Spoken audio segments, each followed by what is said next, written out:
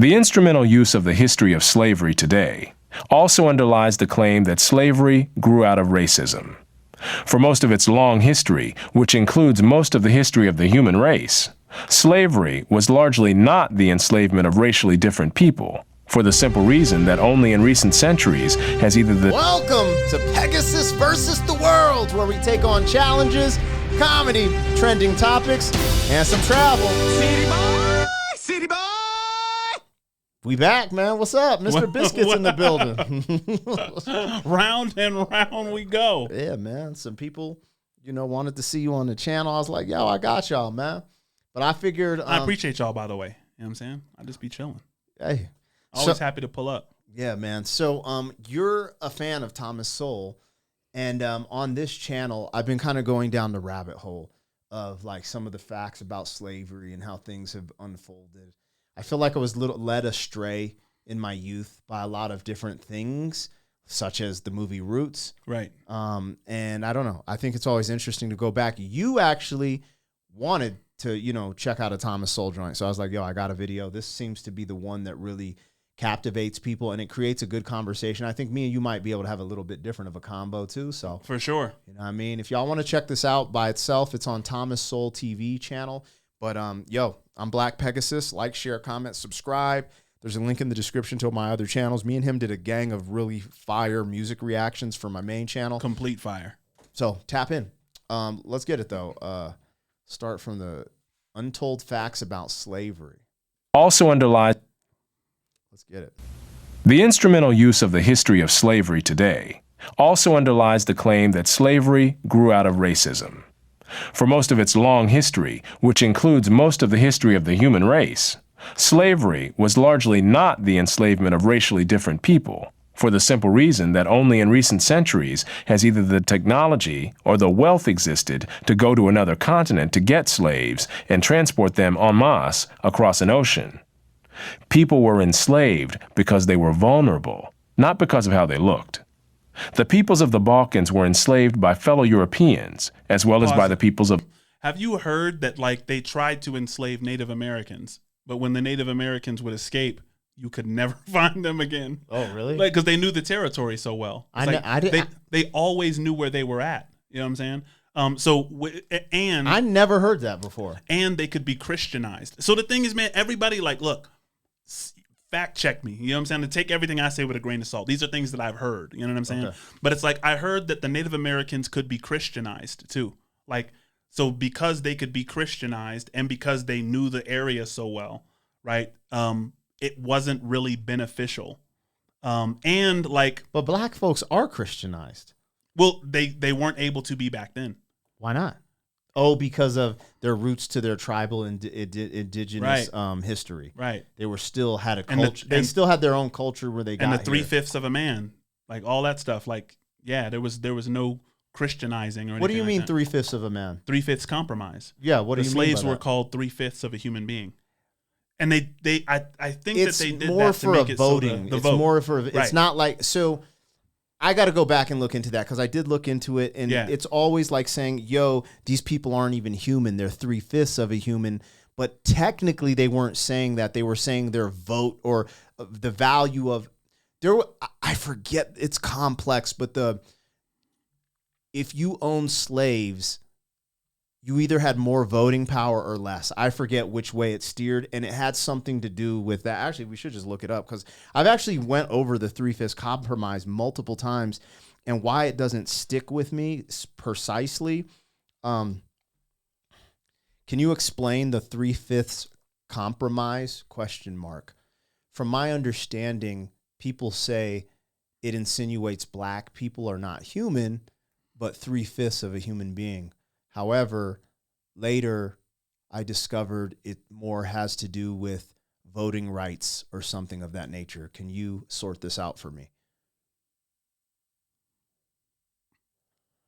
Yeah, I think it's that. So it's saying absolutely, and you're right to dig deeper into this because 3/5 compromise is one of the most misunderstood parts of U.S. history. The myth Many people believe 3/5 compromise meant that black people were considered 3/5 a human being. That is not what the compromise was actually saying. The 3/5 compromise was about political power, specifically how enslaved people would be counted for representation in Congress and taxation.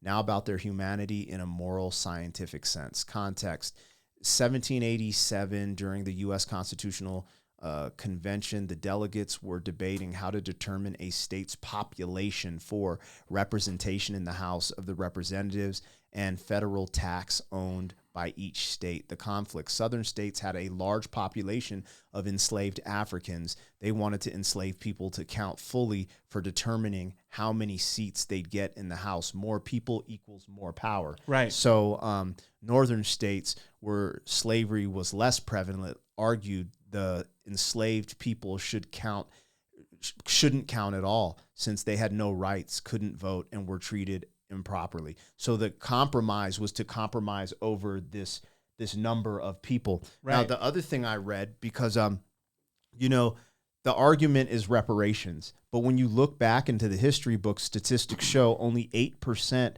of people in America had slavery. But this was in the totality of the country, of the whole population. When I started diving into the meat and potatoes, I forget the exact number, but it was like 30 or 40% of the populations in the southern regions had slaves. So in the other states, it wasn't common to have slaves as in comparison to the South. Right. So there was this power struggle going on. And, it's interesting that we don't really dive deep into this in the school. Right. Because I should just be able to spit this off the top. For sure. I don't, anyways, let's keep going. Of the Middle East for at least 6 centuries before the first African was brought to the Western Hemisphere. Before the modern era, by and large, Europeans enslaved other Europeans. Asians enslaved other Asians, Africans enslaved other Africans, and the indigenous peoples of the Western Hemisphere enslaved other indigenous peoples of the Western Hemisphere. Slavery was not based on race, much less on theories about race.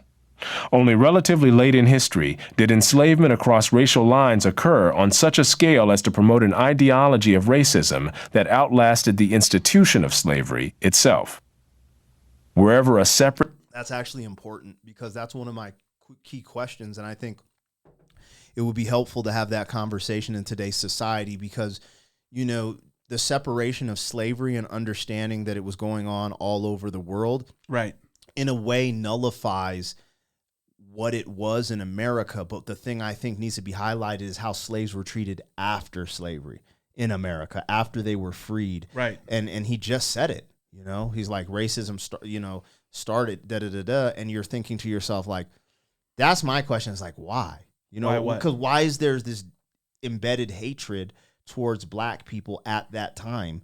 Was it because, like, I don't have a television to go back. Was it propagandized? Because think about this. We, to this day in 2025, the beginning of our 3/5 compromise conversation was, they're 3/5 a human being. So I'm wondering, does it go back to then where people misunderstanding it and start saying you're not even human? Like, where does that rumor come from? Because we just read that's absolutely not true. And that's what I was raised to think. The thing is, I still don't think it's absolutely not true. In terms of the 3/5 compromise, like, you got to understand. But saying someone is 3/5 a human being and they actually have animal qualities versus, hey, we're going to count your vote as 3/5 because these people have all these slaves in this area is. But slaves were treated and traded like livestock.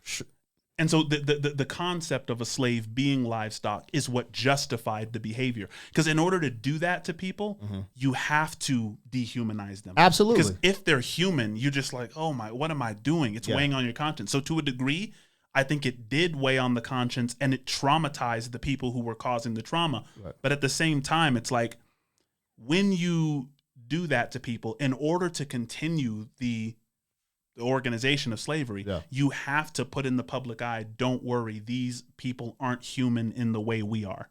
Yeah, I mean, that's how we were treated. I'm not denying that. Right. My question is, like, how did we get that far? Which you're trying to clarify. Like, I believe it happened from this, because I just think it's wild, because also watching Thomas Sowell, I think he was breaking down slavery in Brazil. And this is what's crazy, the outcomes. Yeah. The slavery in Brazil, when the slaves got freed, they weren't treated like black slaves in America, where we got racism. black folks in America rose to the top. Brazilians, like the opportunities America gave black folks was different than anywhere else. So it's so strange to me, that duality of just extremes. And that's the thing, man. Thomas Sowell kind of goes off in this book, and he goes into because like redneck was a culture. Yes. It was a way of being that kind of gratified luxury, laziness, and like modern rappers. Yeah. That's the poster boy for redneck culture, and it came from the British Isles. 100%. Yeah. And so according to Thomas Sowell, and I have to kind of, you know what I'm saying? I mean, Thomas Sowell is Thomas Sowell. I think he's a genius personally, but you want to check the other side to kind of balance your perspective. Sure. But according to him, when those slaves were moving north after they were freed, they were acting like black rednecks. They had lived on the property. They had lived on, plantations. And so they brought all of that, you know what I'm saying? Yeah. Facts. And that's where some of these cultures evolved and kept going. He talked about, before we continue, he talks about how some of these, white people created the word dissed. Like they would kill you for disrespecting them. Oh, wow. You know what I'm saying? That's what it's crazy if you get that's wild, and that's where we get it now. Diss. Like, I put out a diss track. That's crazy. That's wild. Cross-racial lines occur on such a scale as to promote an ideology of racism that outlasted the institution of slavery itself. Wherever a separate people were enslaved, they were disdained or despised, whether they were different by country, religion, caste, race, or tribe. In East Africa, the Maasai were feared slave raiders, and other African tribes, either alone or in conjunction with Arabs, enslaved their more vulnerable neighbors. As late as 1891, it was reported that Manyuema slavers had demoralized surrounding tribes, destroying crops, and famine reigned everywhere. Even in the early 20th century, Abyssinians were still raiding other Africans and carrying off slaves. It was 1922 before the British had gained sufficient control in Tanganyika to stamp out slavery there. Arabs were the leading slave raiders in East Africa, ranging over an area larger than all of Europe. The total number of slaves exported from East Africa during the 19th century has been estimated to be at least 2 million. The form in which the story of slavery has reached most people today has been along the lines of the best-selling book and widely watched television miniseries Roots by Alex Haley. That's what you were talking about. Challenged on the historical accuracy of Roots, Haley said, "I tried to give my people a myth to live by." This instrumental use of history, or purported history, is open to the same objections as other instrumental myth-making.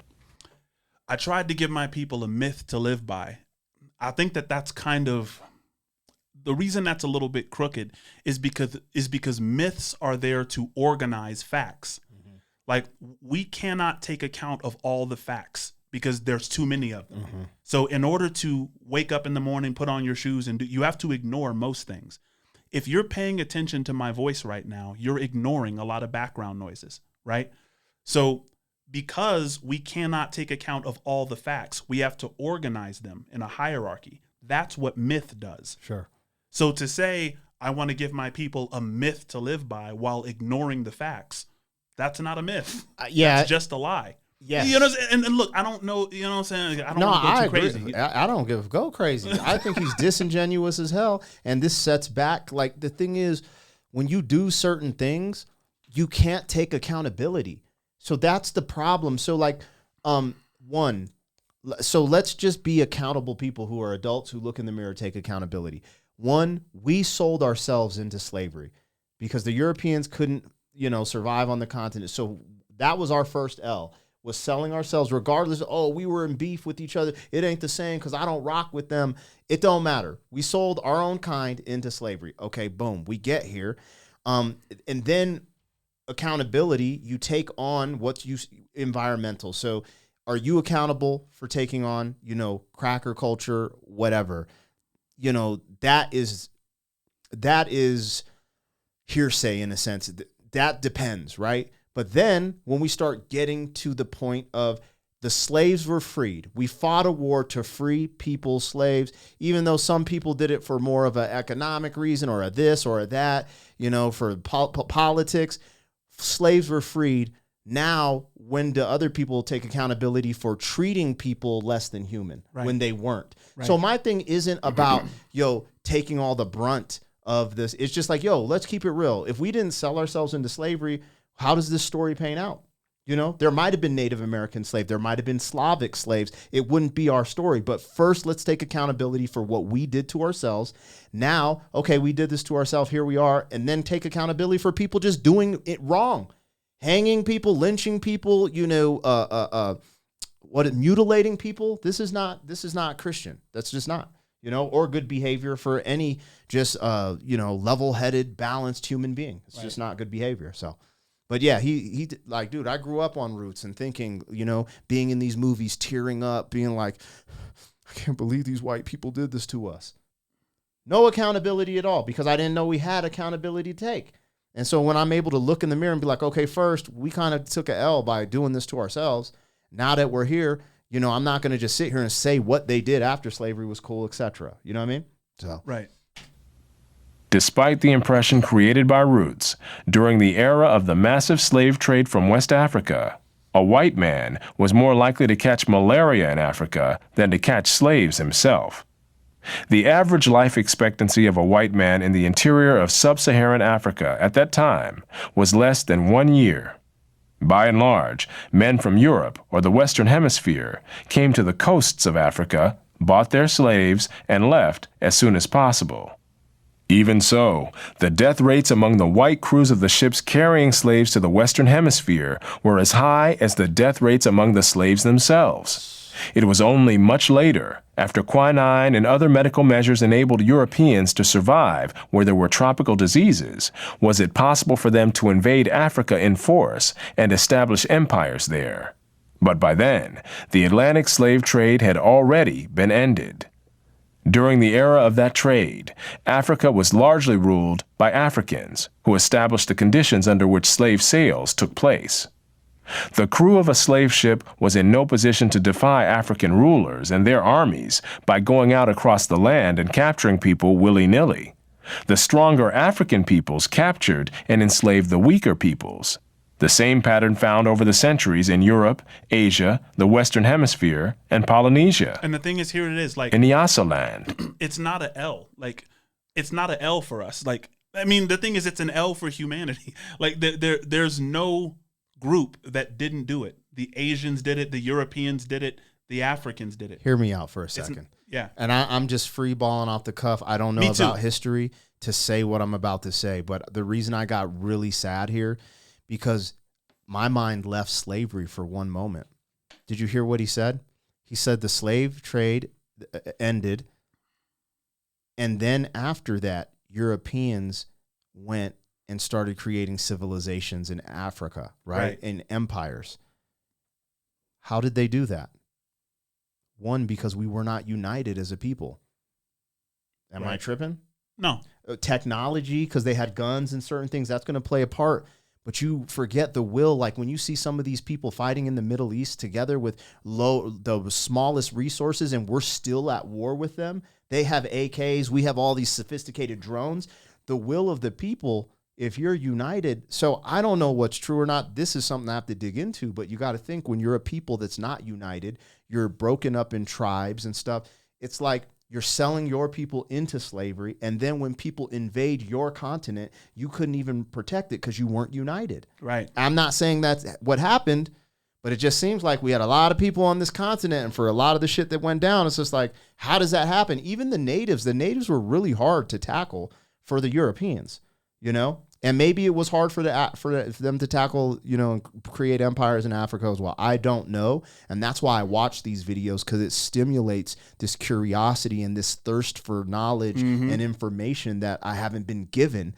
But, when you start seeing these little patterns, and I'm saying, I'm keeping it a buck, and, that's just what I see. When I see these pictures, I'm like, well, they didn't have unity when people went there to buy, people.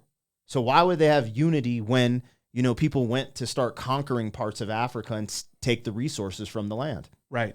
I mean, the thing is, look, I mean, there was unity amongst the big tribes that captured the little ones and sold them. And I mean, there was at least enough unity to do that maneuver. Yeah. And that same maneuver was happening in China and all those other places. I mean, the Chinese had the Opium Wars, took a giant L. Yeah, but the Chinese kind of stood strong when they went against Japan. Like, there's just a lot of different things, elements where, you know, people that come together and really fight, they get it lit. Right. You got to think about the concept of America. But the Zulus were lit and fucked up the British multiple times. That's facts. And that was unity. That's facts. You know what I'm saying? Anyways, it's so unique. I like history because we can grow from here. That's why I don't carry the weight of this pain on my shoulders anymore from any side. You know, being American, oh, we did this to people, or being black, like, oh, they did this to me. Nah, I'm just like, yo, this is awesome that I get to learn and just make this place a better place. Definitely. The Ngoni and Yao swaggered over and terrorized other tribes. In Uganda, the Baganda made life miserable for their neighbors. And the Nyoro and Hima of Anko enslaved Toro women and children. The Tutsi dominated the Hutu in Rwanda, the Maasai lorded it over the Kikuyu and Kamba, and the latter, in turn, held the Indorobo in a kind of serfdom.